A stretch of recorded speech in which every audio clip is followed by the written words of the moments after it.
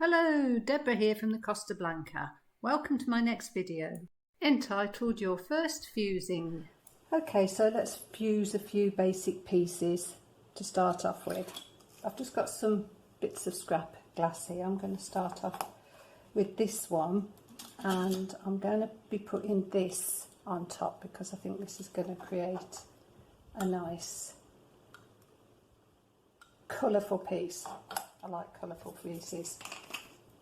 As I say, there's only a few patterns on clear that you can put on top of Dichroic that isn't going to blot it out, which is why I primarily use other techniques. But for getting started, you're just going to want to do this. I suppose it's part of the learning curve, and then maybe you'll get onto other things. You find ideas that you like yourselves. Clean that with a bit of alcohol. I'm going to clean that one in a minute. So I'm just going to do a basic square out of these. Now, this is 2mm, that's 2mm, and then I'm going to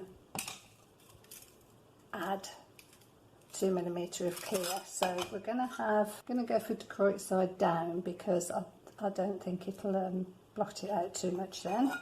So we're going to have the clear in between. So just cut them first. Anyway, I quite like this because it's got a bit of shaded black in it, if you can see. A bit of shaded black, it's like a gradient, which will be nice in the piece if I can get that in, and a nice bright blue in the middle. So if you've got one of these boards, you've got squares on them that you can use for lining up your piece.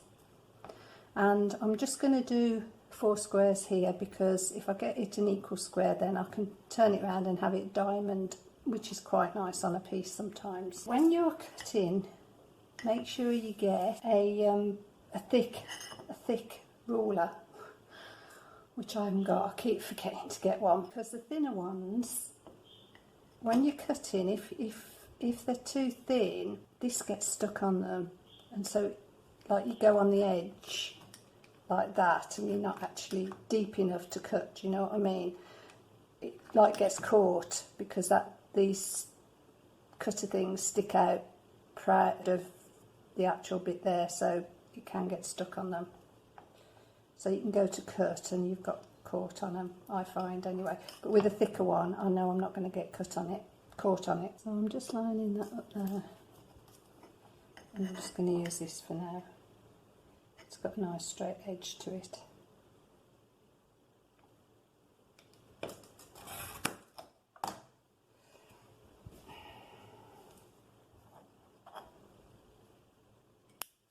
And you notice I'm cutting on the back of the Dichroic so that I don't damage it. Now we're taking care to line it up because this is for people that don't have grinders and want to get as near perfect piece as possible. If you've got a grinder, you wouldn't be too precise because you could grind it down afterwards.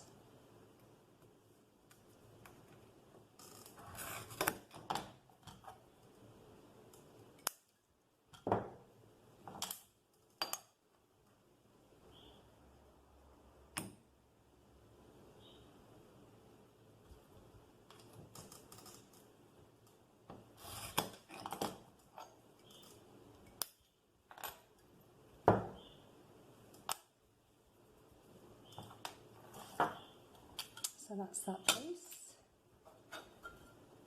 Get the Dichroic side down. I'm sorry I'm turning it, it's because I'm sitting at a funny angle.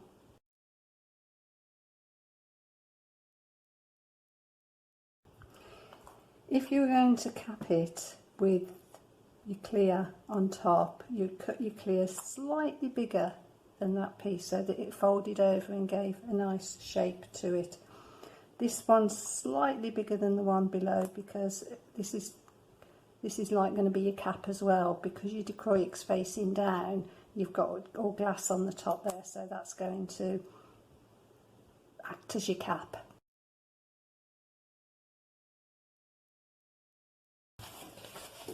Clean them.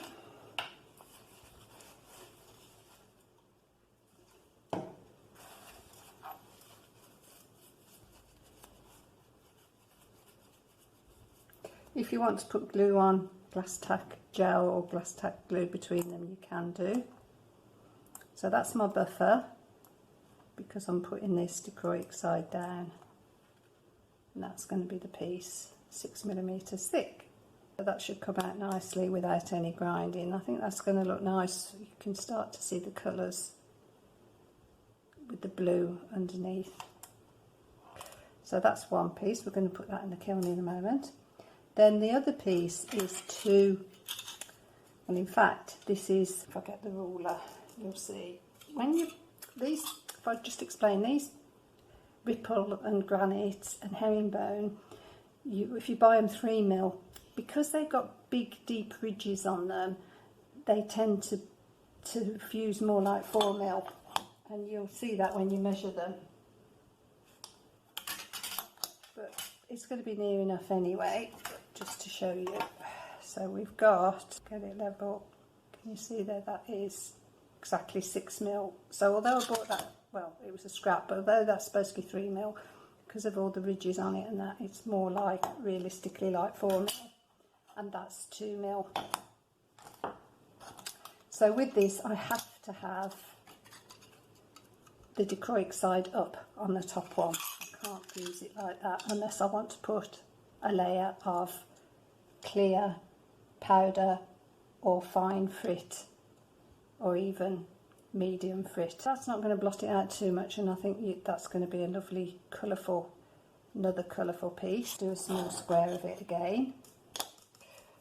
What's handy to have, let's go and get it, is a brush to get rid of all your little bits that inevitably come, so that you can cut your glass cleanly. So Dichroic side down again. I'm just trying to find if I've got a nice square corner, I might as well use that.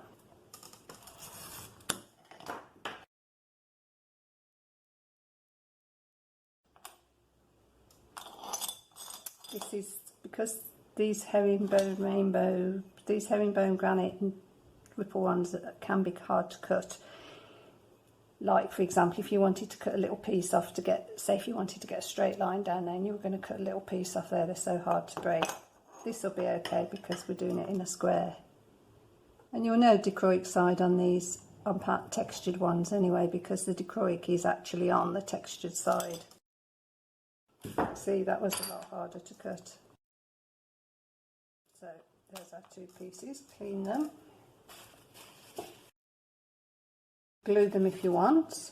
So Dichroic side up on this one. That looks really nice, don't know if you can see that. And then we're going to put them in the kiln.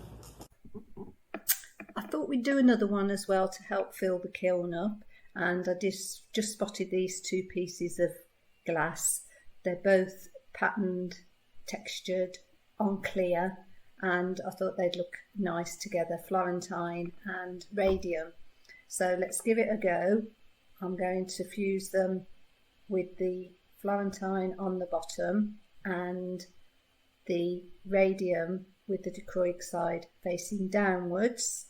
So the Florentine Dichroic side is up and the radium Dichroic side is down, so I have to put a buffer in there. So they're all 2mm, so I'm going to put some clear glass in the middle, and that will give me 6mm, and let's see how that comes out. Okay, so that's the three pieces. They're all 2cm by 2cm. I'm just cleaning them now with alcohol.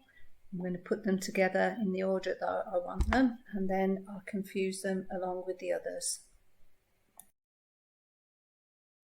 Okay, so here they are out of the kiln. This is the one that was like this. Just remind you, this is how it's come out. Very pretty. A little bit of the Dichroic has oozed out at the sides, which is common, but it's kept its shape pretty well. Put a bail on that and you'd have a lovely diamond pendant to wear. You can see the colours in it are gorgeous, and when you move it in each direction.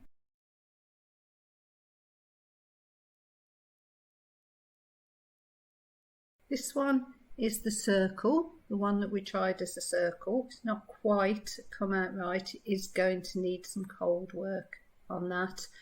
a few little points on the edges. This is what happens with dichroic jewellery. It's very difficult to get anything absolutely perfect, especially on a full fuse. It's much easier on a tack fuse. But that's what the idea of these videos is, to show you exactly what does happen in the real world when you're fusing glass. But you know, it's still a very pretty piece. This is the other one, which was like this, if I just show you, and it has blotted the background out. I mean, you can see the background very faintly. It still makes a nice pendant. It's got a lot of interest to it, but it is possible that we can etch that pendant to show what's underneath. So I'm going to keep that for a later project, but it would be perfectly sellable the way it was. This one is the final one that I decided at the last minute to do, and it's absolutely gorgeous. As you can see, the colours in it are really, really nice, considering it was done on clear, both clear pieces. It is absolutely beautiful. You can see the depth in the piece, and this is what it's like had I put it on a black background, which is quite possible to do. Well, thank you very much for watching the video. I hope it's been useful for you for your first fuse and given you a bit of insight into how pieces can turn out. And stay with me for my next video, if you would, where we look at creating blobs of glass that can be cut out with a Dremel, ground on a grinder, and then used for scenic pieces and various other options. Hope you'll join me then, and please like the video if you liked it, subscribe and turn on the notifications. See you soon.